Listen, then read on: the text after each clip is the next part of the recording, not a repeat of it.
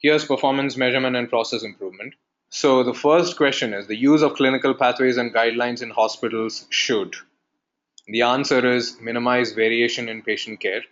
The primary reason you use clinical pathways and guidelines in a clinical setting is so that you can standardize the care that your patients receive, so that you can reduce variation as much as possible in the care that is provided by different kinds of clinicians. So you don't want Dr. A to be providing one kind of care and Dr. B providing another kind of care for the same kind of patients. So you want to minimize radiation in patient care as much as possible. You want to standardize the care. So that is the primary use of clinical pathways and guidelines. All right. So that's a pretty straightforward question. All right. So now the second question is a curriculum for staff education in organizational change should include all of the following except. Okay. Now, when you have these kind of questions, whenever you have these except kind of questions, what you should do is you should look at each of the answer choices and see if those that particular choice is 100% is if that choice is 100% applicable to the question or not. So, is project management should project management be included in curriculum for staff education whenever you are addressing organizational change? Absolutely. Staff should know because change involves several different initiatives, several different projects. So staff should know how to manage those projects, right? It should involve conflict management for sure, 100%, because they will be working in teams. And guess what happens when people work in teams? There will be conflicts, right? Negotiation process, the same thing, because change is so messy. They will need to have some training for negotiation. Remember, these are all soft skills that people in the staff should be aware of. Now, budgeting techniques, on the other hand, is something that is very specific. That is finance related, and all levels of staff. Is it 100% required for all the staff to go through budgeting techniques training? No, right? All of them don't need to be trained in budgeting techniques. So, straightforward answer there. Okay.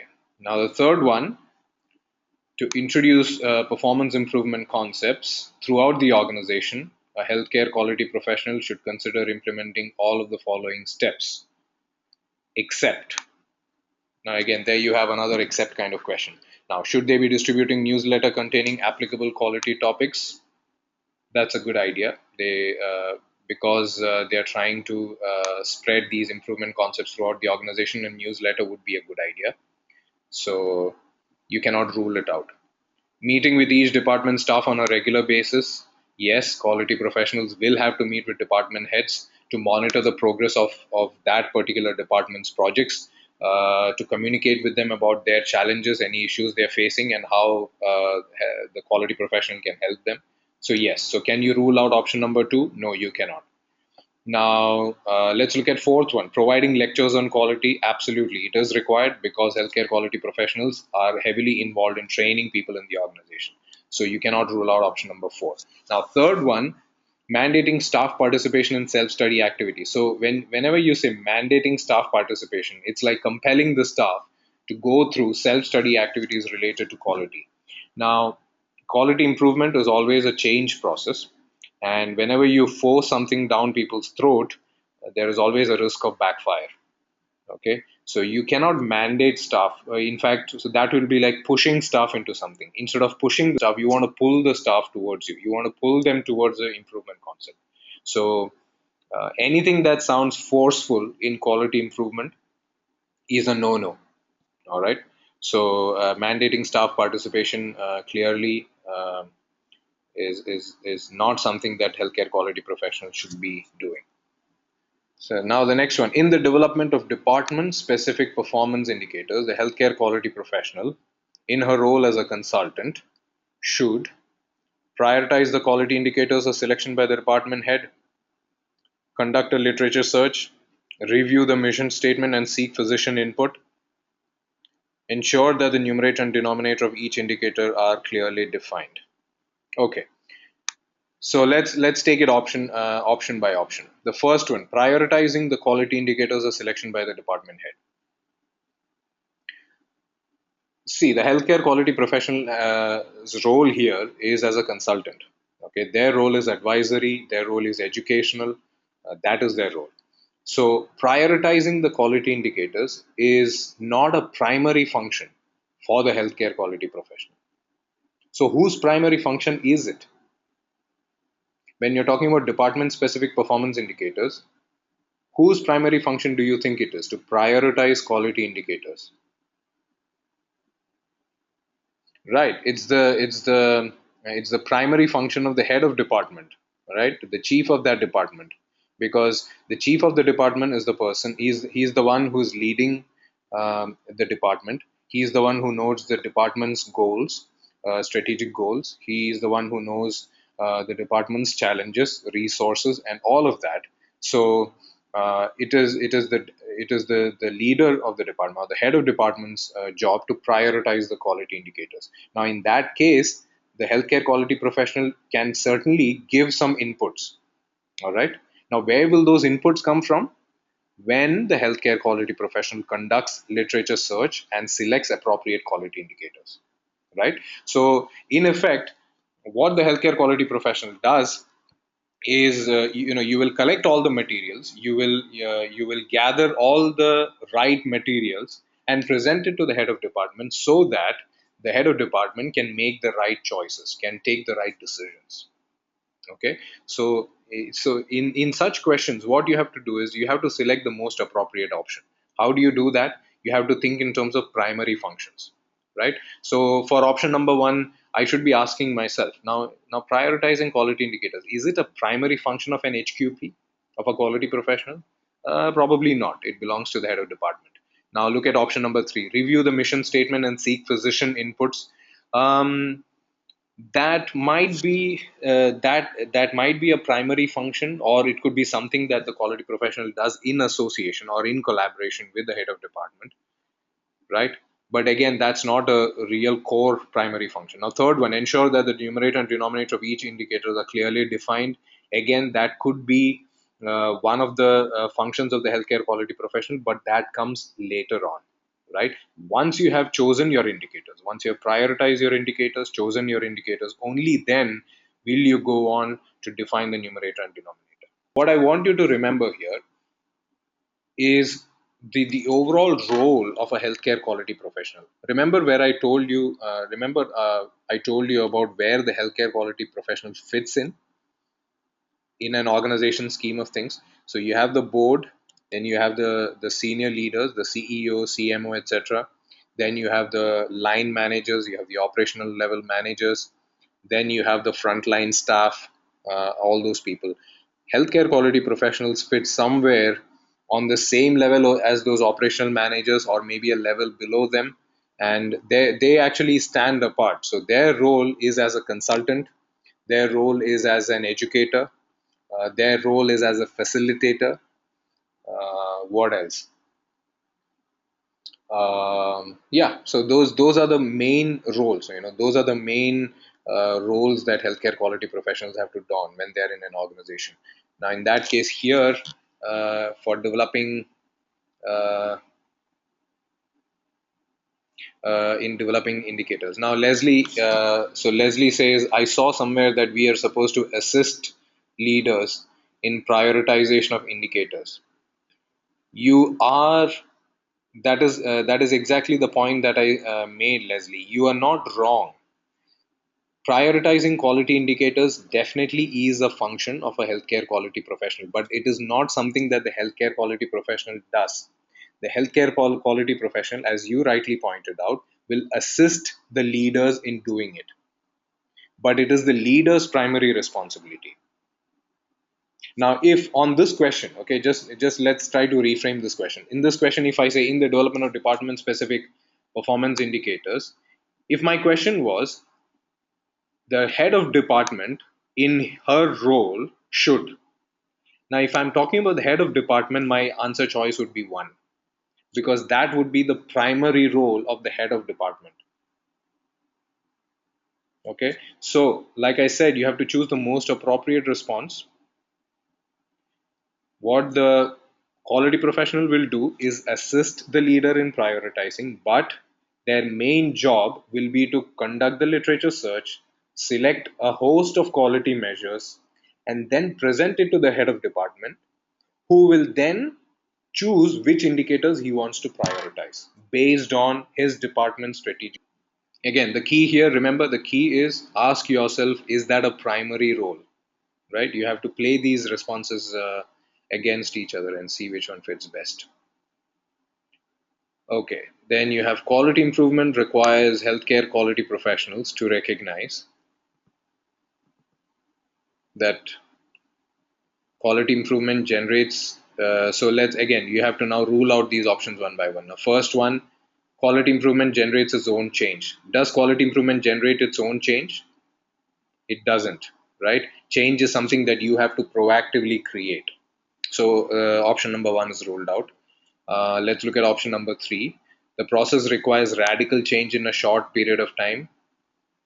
That is again wrong, because quality improvement is usually an incremental process. It's not about radical change. Okay, so it's an incremental process. Fourth, quality improvement is managed by senior leaders. It's actually led by senior leaders, but it is usually managed by frontline leaders. Okay, so option number four is also out. And in this case, option number two is the best option. The process is ongoing, it's continuous, and it's dynamic. Team building exercises for the first meeting should include all of the following except. Right? Now, in this, for this question, you should know the stages of team development or the stages of team formation. Right? That's right. Stage one is forming. Stage two is storming. Then stage three is norming. Yep. Then stage four is performing. Yeah, and you know, it's fine if you don't know stage. I mean, not that you shouldn't know, but if you don't remember stage five, because sometimes it is. I mean, based on who developed the model, because the original model suggested that there are four stages of team development, and then someone went ahead and added a fifth stage. The fifth stage is adjourning. So the team has performed its job, it has succeeded in its project, and then it does something to sustain and adjourn its project. So that is the fifth stage. But now for this question points to which stage? Is it really storming? Now remember, what does the question say? Team building exercises for the first meeting. So the key here, your clue here is that it's the first meeting. That's right, Audrey. So the first, um, if it's the first meeting, that means the team members are coming together for the first time. So it is the forming stage of team development. And in the forming stage, you will not be talking about the details of the project per se. It is too early to do that. Okay, because team members do not know each other, they do not know why they are getting together, they they are not comfortable with each other, they don't know how they're going to work with each other, nothing of that sort. So this is their first meeting. So in the first meeting, will you be setting meetings and setting meeting ground rules? Absolutely, you should use the first meeting to do that, to introduce people. So getting to know one another is definitely something that you do in the first meeting. Talking about the ground rules, setting expectations from each other, learning to work as a team, all of this will fall into the first meeting, except reviewing improvement plan, because you do that usually by the second meeting, right? Um, so because by the time in the second meeting, when people come together, they know each other, they know that they will be working, when they should be reviewing the improvement plan. Now, an example of integrating the results of a utilization management assessment in the performance improvement process is now assessing results of patient satisfaction surveys, educating case managers in discharge planning, hiring more nurses, and reporting assessment results to executive staff. Now, please pay attention to this question. All right. So, what is your goal here? You have done a utilization management assessment. You have the results of that assessment, and you want to incorporate that or integrate that into your performance improvement process, right?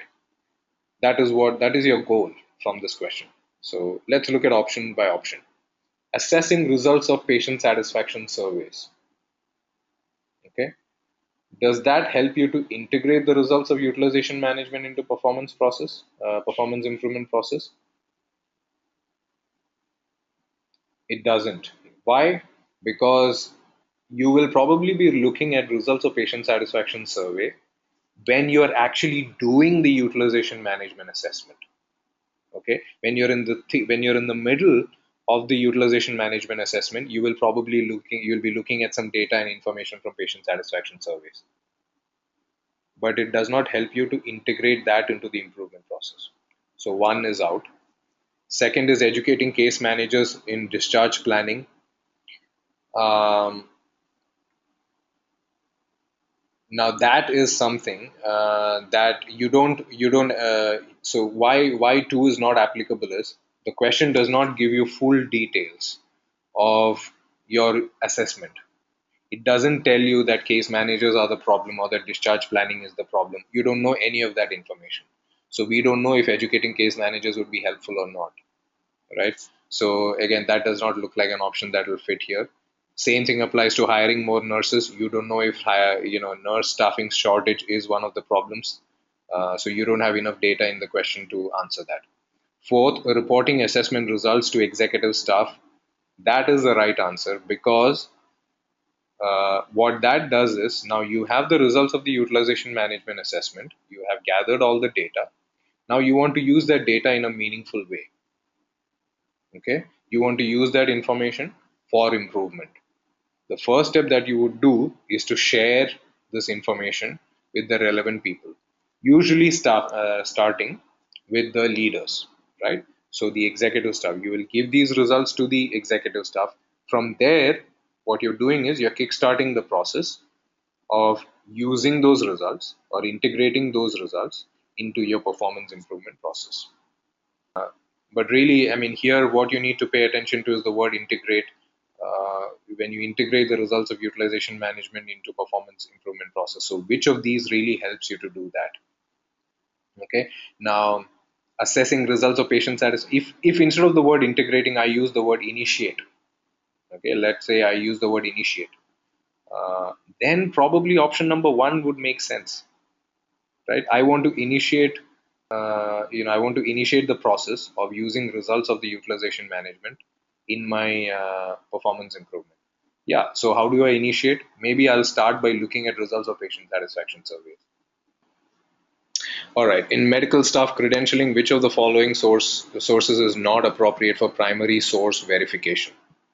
Okay, now if you refer to the slides and our discussion on credentialing and privileging, you will remember that primary source verification has a very clear definition to it. What that is whenever you want to credential a staff and they have given you a bunch of credentials about where they completed their degrees and what additional certifications they have, etc. Your primary source verification really means that you're going to get in touch with um, with that institution or that university or whichever body that is that provided this particular credential to the staff. So in effect, what you're doing is you will be getting in touch with that institution and verifying if this information is authentic or not. Okay. So if you're simply going to look at the original medical school diploma, that does not count as primary source verification. But if you are going to get in touch with that medical school, that would be primary source verification. Okay, so I can look at if a physician provides me a certificate from the American Board of Medical Specialties and I get in touch with the ABMS, yes, that would be primary source verification. If I get in touch with the state licensing board, that would count as primary source verification. Same thing goes for the ECFMG. But just looking at the medical school diploma does not count as primary source verification.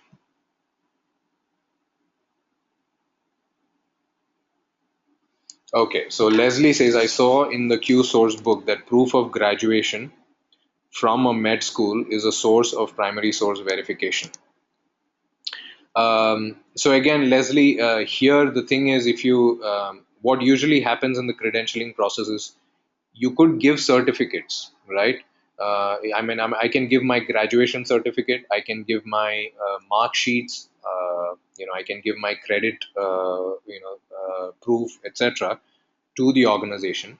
They will have to actually get in touch with my organization to verify that that information is authentic, right? So if you are in doubt in these cases, I would say always choose that option of of connecting with an institution, connecting with a university as your first option.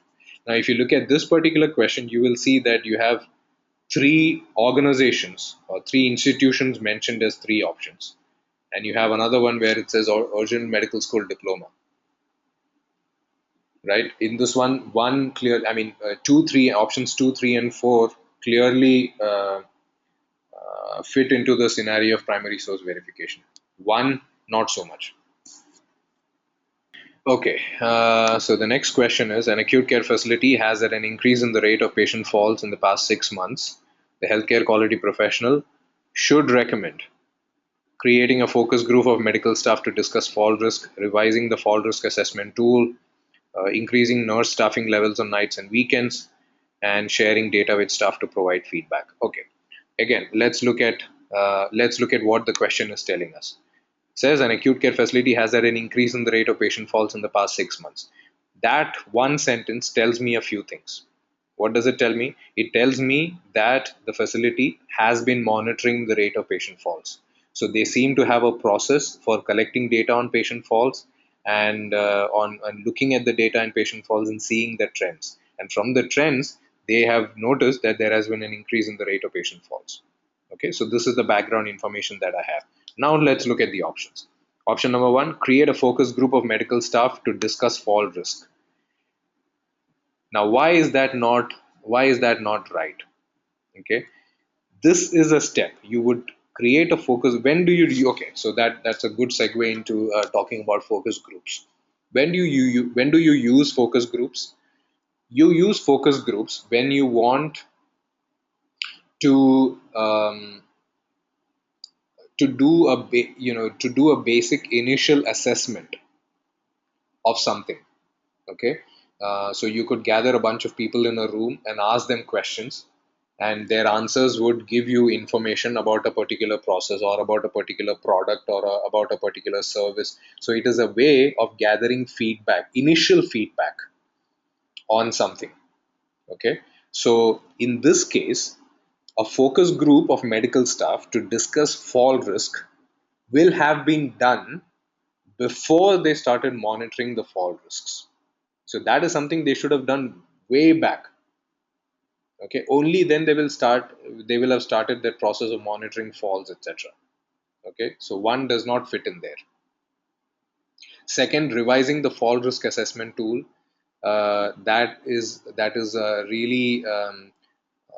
That is something wrong, because uh, it means you're trying to fudge the data in a sense. That is what it could mean, that you are revising the fall risk assessment tool.